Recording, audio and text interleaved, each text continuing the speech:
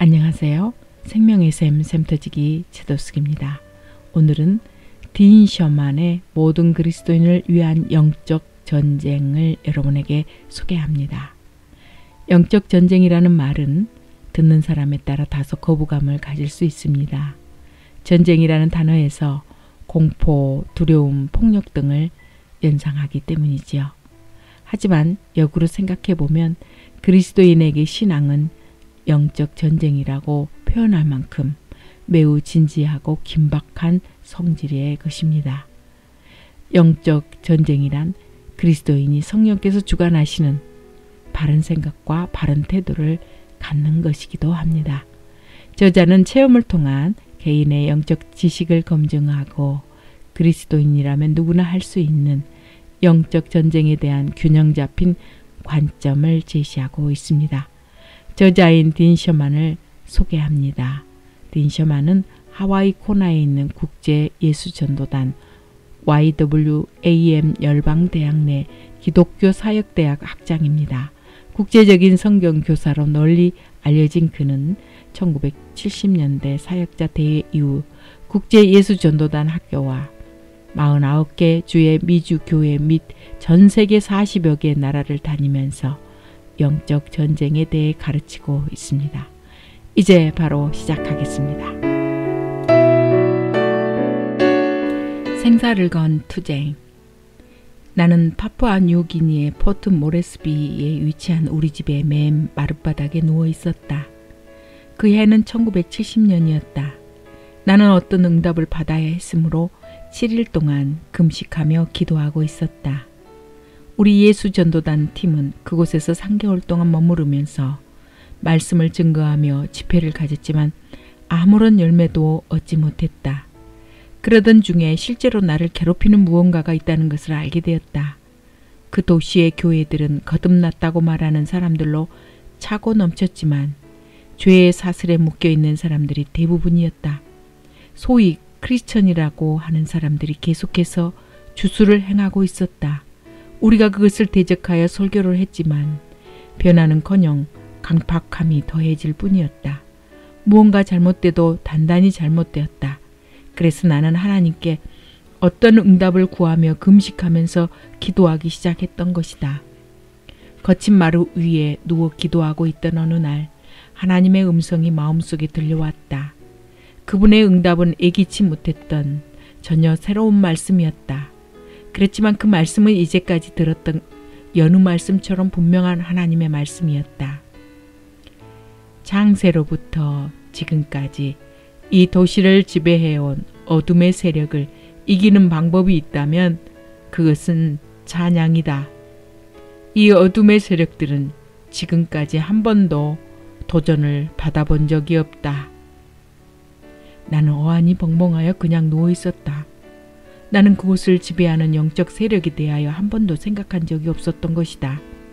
내가 알기로 그 당시에 도시들을 지배하는 어둠의 세력들에 대해 가르치는 사람은 한 사람도 없었다. 나는 영적 전쟁에 대하여 가르치는 것을 들어본 적이 없었다. 다만 전문적으로 구마를 행하는 사람만 몇 명 알고 있었을 뿐이다. 그때 나는 거기 누워서 하나님이 말씀하신 것을 곰곰이 생각하면서 무언가 새로운 것을 깨닫게 되었다. 뉴기니의 교회는 훌륭하게 세워져 있었는데 어느 정도 성장한 교회들이었다. 선교사들은 여러 해에 걸쳐 예수 그리스도의 교회를 세웠다. 그들의 교리는 올바른 것이었으며 그들은 성경적인 신앙생활을 하였다. 그런데도 하나님께서는 파푸아 뉴기니를 지배하는 영적 세력들이 한 번도 도전을 받지 않았다고 말씀하신 것이다. 그렇다면 교회가 어둠의 세력들에게 정면으로 도전하지 않고도 어느 정도는 성공적인 교회가 될 수 있다는 말이 아닌가? 그럴 수 있다니 나는 마음을 진정시킬 수가 없었다. 나는 내가 들은 말씀이 나의 상상이 아니라 하나님의 음성이라는 것을 확인시켜 달라고 기도했다. 그리고 우리 팀에 있는 다른 지도자들인 톰 할라스와 칼리피 모알라에게 말했더니 그들도 그것이 주께로부터 온 것이라고 확신하는 것이었다. 그래도 그것은 새로운 일이었으므로 나는 하나님께 또 다른 방법으로 확인시켜 달라고 기도하였다. 며칠 후 어떤 차가 우리 집 앞에 멈춰 서더니 호리호리하게 생긴 미국인 한 명이 땀에 흠뻑 젖은 채 차에서 내렸다. 할렐루야! 저는 그리스도인을 찾아다니는 중입니다. 그는 우리의 팔을 붙잡고는 흔들어대며 환성을 질렀다. 도시 일대를 다니면서 내가 찾는 사람을 설명했더니 모두들 이 집을 가리키더군요. 할렐루야! 나는 통과 갈라피를 번갈아 가면서 침을 꿀꺽 삼켰다. 그렇다면 이곳 사람들은 이 극성맞은 복음 전도자를 우리와 같은 부류라고 생각하고 있는 것인가? 하지만 우리는 그를 반갑게 맞아들였고 우리 집에서 모임을 시작하였다. 그는 산에 오르는 몇 안 되는 사람들에게 전도하였으며 찬양할 때는 탬버린을 치며 열광적으로 노래했다. 또한 사람들의 구원과 치유를 위해 기도하며 성신으로 충만케 해달라고 간구하면서 소리 지르며 기도하였다. 성령을 말할 때는 꼭 성신이라고 하였다.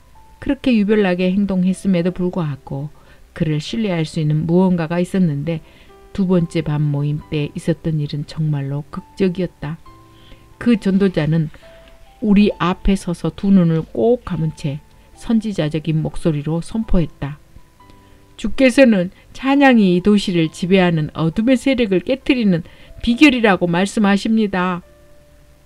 아, 내가 금식하고 기도할 때 하나님께서 내게 말씀하신 것과 똑같은 말씀이 아닌가? 몇 주 뒤에 한 네덜란드인 전도자가 우리에게 왔다. 그 또한 하나님께 직접 받은 말씀을 우리에게 전하였는데 그것은 찬양이 어둠의 세력을 깨트리는 비결이다 라는 것이었다. 세 번째 증거는 뉴질랜드 전도자로부터 그리고 네 번째 증거는 오스트레일리아 전도자로부터 왔는데 모두가 동일한 말씀이었다. 몇 주도 채 안 되어 국적이 서로 다른 네 사람이 각각 하나님의 말씀이라며 주께서 내게 하신 말씀과 동일한 말씀을 하였던 것이다. 로켓 과학자라면 하나님께서 말씀하신 것을 이해하는데 마음을 쏟지 않을 것이다. 그러나 우리는 정열적으로 찬양하는 사람들이 되어 하나님 말씀을 실천에 옮겼다.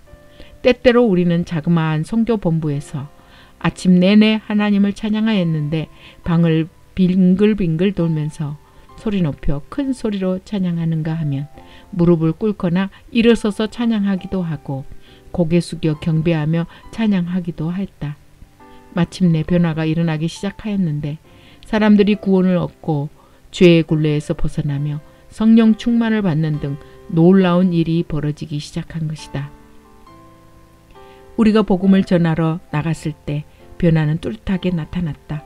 마음이 굳어져 회개하지 않은 사람들 대신 우리는 사람들 앞에서 눈물을 흘리며 자신들이 행한 주수를 고백하는 사람들을 보게 되었다. 회개의 눈물은 차고 넘쳐 급기야 우리 집회에는 5,000명이나 되는 사람들이 참석하게 되었다. 우리는 매주 바닷가에서 주님을 영접한 사람들에게 세례를 주었는데 이것은 3년이나 계속되었다. 안진뱅이가 일어나 걷고 눈먼 자가 눈을 뜨게 되었다. 6개월 동안 우리는 포트 모레스비에서 성령 충만한 결신자 중 9명의 동역자를 얻게 되었다. 우리는 신나게 파도를 타고 있었다. 그러나 우리는 곧 영적 전쟁의 무시무시한 현장을 실제로 보게 되었다. 사탄의 공격은 갑작스럽고 포악스러운 것이었다. 20대 초반인 뉴질랜드인 청년 데이빗 윌리스가 우리 팀에 있었다. 이 영적인 부흥이 한층 고조되고 있을 때 그 형제는 몇몇 젊은이들과 함께 시내에서 멀리 떨어진 부락으로 전도를 하러 나가게 되었다. 그들은 그곳에서 무당들의 맹렬한 반대에 부딪혔는데 떠나기를 거부하자 무당들은 형제들에게 저주를 퍼부었다. 6주 후에 그 팀은 포트 모레스비로 돌아왔다. 데이빗은 그 저주에 개의치 않았고 우리도 마찬가지였다. 무당들은 계속해서 우리에게 저주를 퍼부었고 우리들의 사역에도 심하게 저주를 퍼부었지만 아무런 효력도 없었다. 그런데 데이빗은 그 불악에 머무는 동안 열이 오르내리는 고통을 겪었다고 보고했다. 열은 이제 내렸지만 그는 약해져 있었다. 의사에게 보이라고 권했으나 그는 많이 좋아졌다면서 좀 쉬면 된다고 하였다. 이틀간을 침대에 누워서 휴식을 취했지만 그는 쇠약해져만 갔다. 그리고 열이 다시 올랐다. 그 후 구부락에서 돌아온 사흘째 되던 날 그가 누워있는 방으로 들어갔을 때 그는 높은 열로 의식불명 상태에 있었고 헛소리까지 하고 있었다. 우리는 서둘러 병원으로 데려갔다. 그러나 우리는 그때 절망적인 소식을 미처 들을 만한 준비가 되어 있지 못했다. 데이빗은 이미 뇌성 말라리아가 진전된 단계에 와 있다는 것이었다. 아니, 어떻게 그럴 수가 있는가? 파푸아 뉴기니에는 말라리아가 없는 것으로 알고 있는데?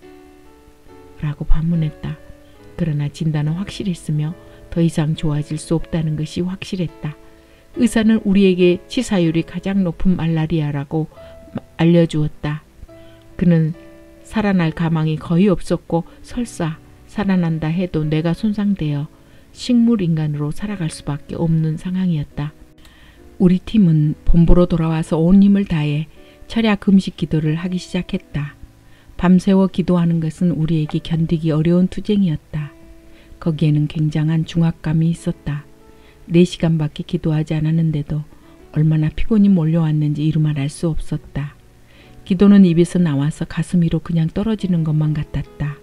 마치 지옥의 모든 세력들이 우리에게 총공격을 가하는 것 같았고 데이빗의 몸을 단단히 올가매는 것 같았다. 아침이 되자 나는 영적인 진전이 있으리라고 믿고 오직 데이빗이 건강한 모습으로 앉아있는 것을 보기 위해 병원으로 달려갔다. 그러나 그는 거기에 없었다. 수간호사를 부르자 그녀는 데이빗이 중환자실에 있다고 딱 잘라 말하였다. 당신의 실수 때문에 죽어가고 있어요. 당신의 알량한 종교적 신앙 때문에 생명까지 위태롭게 되었어요. 산다 해도 식물 인간밖에는 되지 않을 겁니다. 그녀는 말했다. 나는 더 일찍 데려오려고 힘썼다고 얘기하고 우리는 의사를 믿지 않는 그런 종교 집단은 아니라고 설명하였지만 들으려 하지 않았다. 병원 의료진들은 우리를 광신자들로 보는 것 같았고 이 젊은이에 대해 법적인 책임을 져야 한다고 믿는 것 같았다. 나는 맥없이 본부로 돌아갔다. 데이빗이 죽으면 어떻게 되는가? 병원에서 우리를 기소할까? 설사 그렇게 하지 않는다 하더라도 이 조그만 도시에서 우리의 신망이 크게 무너진다면 우리 사역은 과연 지속될 수 있겠는가? 또 젊은 회심자들에게는 어떤 영향이 있을까? 그들이 믿음을 버리는 것은 아닐까? 우리는 하나님께서 오늘날에도 기적을 베푸시며 예수 그리스도로 말미암아 어둠의 세력들을 이기는 권세를 주셨다고 그들에게 말하지 않았던가? 병원에서 뉴질랜드에 있는 데이빗의 가족에게 전화를 하자 그의 아버지가 급히 달려왔다. 처음에는 우리를 만나도 별 말을 하지 않았지만 나에게는 데이빗에게 함께 가지 말라고 말렸다는 이야기를 해주었다. 나는 그 아이에게 당신들은 무책임한 사람이라고 말했었어. 이틀이 거의 지날 무렵 의료진은 다시 나에게 데이빗은 가망이 없다고 말해주었다. 병실로 들어가자 데이빗은 태아처럼 구부리고 버터 조각처럼 누렇게 떠서 의식을 회복하지 못한 채 누워 있었다. 호스들이 복잡하게 연결되어 있었고 슉슉거리는 호흡기계들이 그의 가슴을 조금씩 움직여 주고 있었다.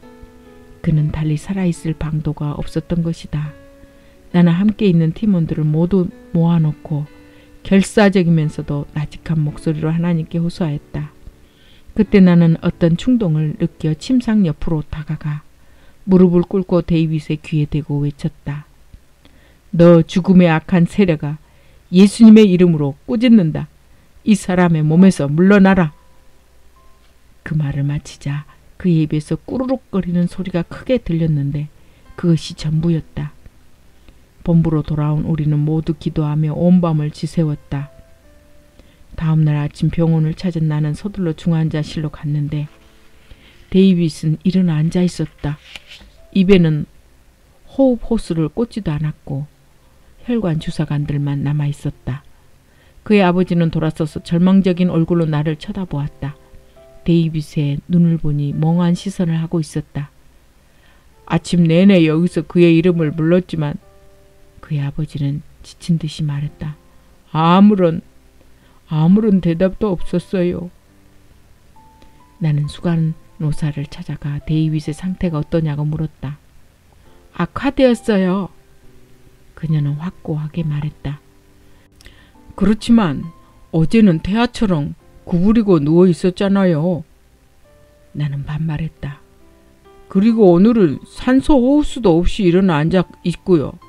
좋아졌단 말이에요. 당연히 그렇게 되어야 하고 말고요. 그러나 그녀는 요지부동이었다. 좋아지지도 않았으며 다시는 정상으로 돌아오지 않으리라는 것이었다.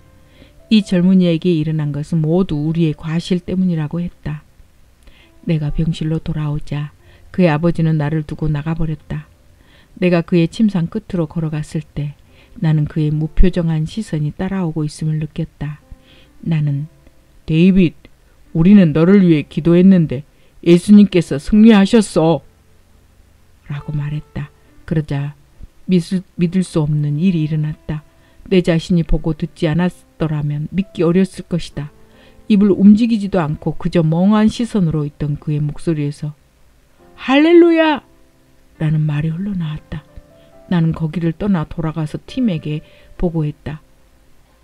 확실히 하나님께서 우리의 기도를 들으신 것이다. 다음날 병원에 와보니 데이빗은 중환자실에서 옮겨져 있었다. 극도로 쇠약해져 있었으나 그는 분별 있게 말하였고 약간의 도움을 받아 걷고 있었다. 나는 펄쩍펄쩍 뛰며 병원 전체가 들을 수 있을 만큼 큰 목소리로 주님을 찬양합니다! 라고 외쳤다. 하나님께서는 우리에게 승리를 주셨다. 이것은 20년 전 일이다. 그때 이후 데이빗은 남부 인도에서 선교활동을 하고 있었다. 지금도 이 체험은 나에게 중병에 걸린 어느 젊은이의 경이적인 치유 그 이상이다. 우리의 결사적인 기도와 금식을 통해 하나님께서는 우리로 하여금 7만 5천의 영혼들이 살고 있는 포트 모레스비가 변화하는 데 일익을 담당하게 하셨다. 우리들만이 아니라 하나님께서는 다른 중보자들도 사용하셨다고 믿는다. 그러나 우리의 기도는 그 지역의 복음화를 회방하는 어둠의 세력들을 몰아내는 데 큰 몫을 한 것이다. 당시만 해도 그 지역에서 성령 충만을 외치는 사람은 겨우 5명 뿐이었지만 지금은 로마 가톨릭 성공회 미국 교회 등의 생명력 있는 부흥 운동뿐 아니라 5개의 커다란 은사 모임도 있다. 우리는 하마터면 한 생명을 잃을 뻔하였다. 그러나 예수님께서는 우리에게 승리를 주셨고 이를 계기로 나의 관점이 영적 전쟁에 맞춰지게 하셨다. 이것이 나의 탐구의 시작이 되었다. 나는 기도하며 성경을 찾아보기 시작하였다. 그때 선교 여행을 하고 있었기 때문에 나는 선교사들과 지도자들에게 이 사실을 말할 수 있었다. 나는 가는 모든 지역마다 어떤 뚜렷한 차이들을 느끼게 되었다. 영적으로 부흥하는 지역에 바로 인접한 어떤 지역은 아주 완고하고 냉랭한 곳이 있었다. 예를 들어 우리는 발가락은 케냐에 두고 발꿈치는 소말리아에 둔 채 두 나라 간의 경계선 위에 서 있을 수 있었다. 케냐는 인구의 대다수가 기독교인으로 1,600만 명의 기독교인들이 있다. 그러나 소말리아의 기독교인 수는 인구의 1%도 안 되는데 그것마저 외국인 거주자가 대다수다. 나는 왜 그런가 의아해 하지 않을 수 없었다. 나는 이와 비슷한 차이를 도시, 이웃, 심지어 기독교 가정과 개인들에게서 보았고 승리하는 상 가운데 있는 그들의 능력 속에서도 보게 되었다. 우리가 놓치고 있는 아주 크고 강한 것은 도대체 무엇인가? 해답이 보이기 시작했다. 모든 그리스도인들이 가지고 있는 권세에 대하여 알기 시작했을 때 나는 매우 흥분하였다. 그 권세는 개인을 승리로 이끌고 나아가 공동체와 민족들을 사탄의 속박으로부터 해방시키는 것으로서 이는 부차적인 것이 아니다. 나는 우리 모두가 군사로 부름받았으며 우리 모두가 싸우는 법을 배워야 한다고 깨닫기 시작했다. 안녕히 계세요. 다음 시간에 이어집니다.